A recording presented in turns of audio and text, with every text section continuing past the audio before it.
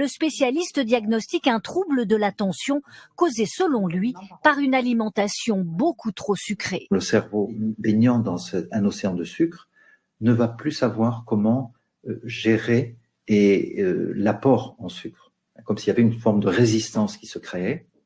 Et à partir de là, les cellules nerveuses souffrent. Et cela donne lieu à des problèmes d'attention, des troubles de concentration, des troubles de la mémoire qui se retrouvent chez l'enfant.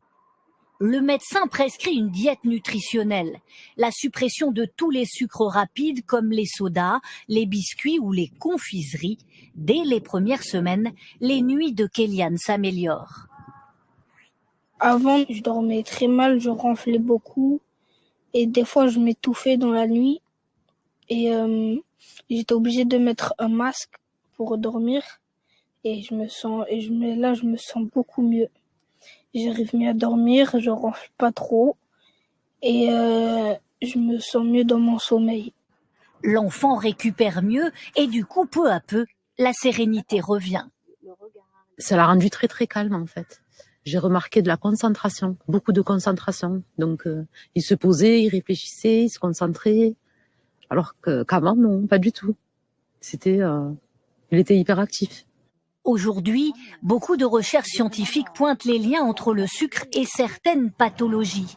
Obésité, maladie du foie et même diabète de type 2, jusqu'alors quasi inconnu chez l'enfant.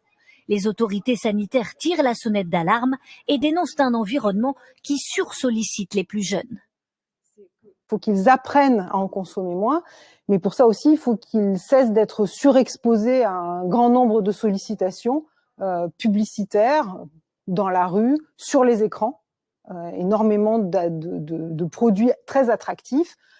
Dans les supermarchés, un enfant qui se promène dans un supermarché est exposé à beaucoup de tentations.